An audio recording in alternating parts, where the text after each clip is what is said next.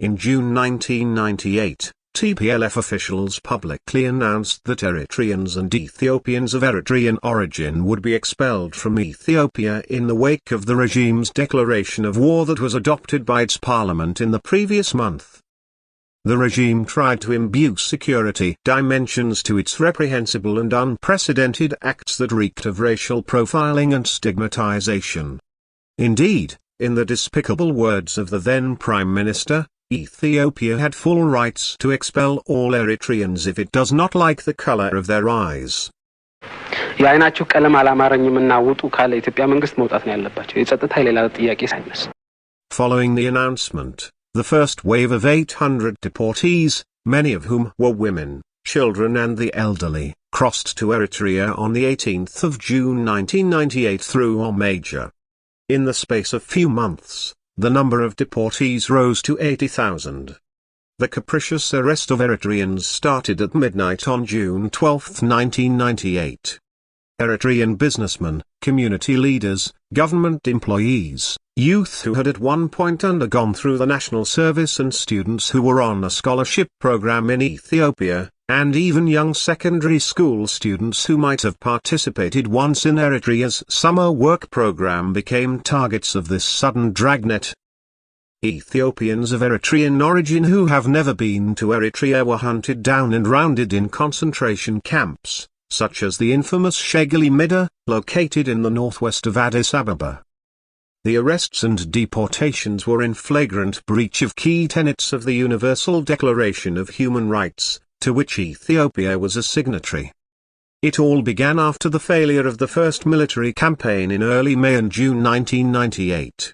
Eritreans who were legally residing and working in Ethiopia were deliberately targeted to pay the price for a military defeat on the battlefront. Let alone to monitor their belongings, most of the deportees were not allowed to even to say goodbye to their family. TPLF officials deliberately separated families to inflict deep psychological scars. The forcible separation of parents from their children is one of the most distressing aspects of the deportation. Many reports indicated that even breastfeeding mothers were wrenched away from their babies. Against the expectations of TPLF authorities, however, the deported Eritreans did not become a national burden. They integrated quickly and contributed their share in the defense and development of the country. One of Eritrea's iconic singers, the late Alamin Abdel Latif, made a popular song at the time entitled Lamkin Wakebn, which translates into, "Her horn can't be a burden to a cow." The people and government of Eritrea welcomed the deportees with great reception as a show of unity and defiance to the immoral action of the TPLF. Australian author, Natalie S. Klein, described the process of reception. On arrival in Eritrea, the deportees are taken by government buses to the reception centre closest to the point that they crossed the Eritrean-Ethiopian border. The Eritrean Relief and Refugee Commission manages these centres and registers all deportees upon arrival. Deportees receive a relief package and are then transported to towns or villages in Eritrea, with which they have ties. Deportees without families to accommodate them remain at the reception centres until appropriate arrangements can be made.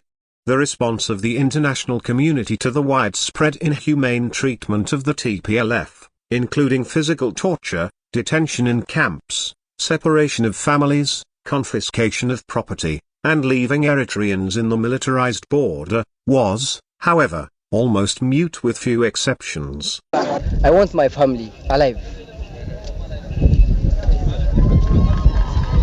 That is the only thing I want from them. I don't want nothing from them because I will make it again for 40 years this property. Regardless of the TPLF's inhumane treatment of Eritreans and Ethiopians of Eritrean origin, the government of Eritrea refrained from reciprocal reaction and pursued a principled and far-sighted policy of respect and proper treatment of Ethiopians who were resident in Eritrea in those times. Indeed, on June 26, 1998, the Eritrean National Assembly issued the following resolution: in contrast to the inhuman policy of the Ethiopian government, the Eritrean government has not, and will not, take any hostile actions against Ethiopians residing in the country. their rights to live and work in peace were guaranteed. If this right is infringed under any circumstances or by any institution, they have full rights to redress. This policy that can see a horizon beyond the conflicts of today will not change even if the current crisis deteriorates to any degree. At the end of the 2-year-long vicious war, Eritrea was compelled not to renew the retail business licenses of Ethiopians, as this was restricted to national investors only and extended to Ethiopian investors on the basis of the reciprocal bilateral agreement of 1994 that Ethiopia had unilaterally annulled in June 1998. In conclusion, contrary to the intent of the TPLF and its venomous propaganda campaign targeted towards Eritrea and Eritreans, the two peoples treated each other with respect. During the mass expulsion of Eritreans, compassionate Ethiopians of all ethnicities showed sympathy to Eritrean victims of TPLF's repugnant and myopic policy of stoking hatred among neighbors destined to coexist in adjacent lands for reasons of immutable geography.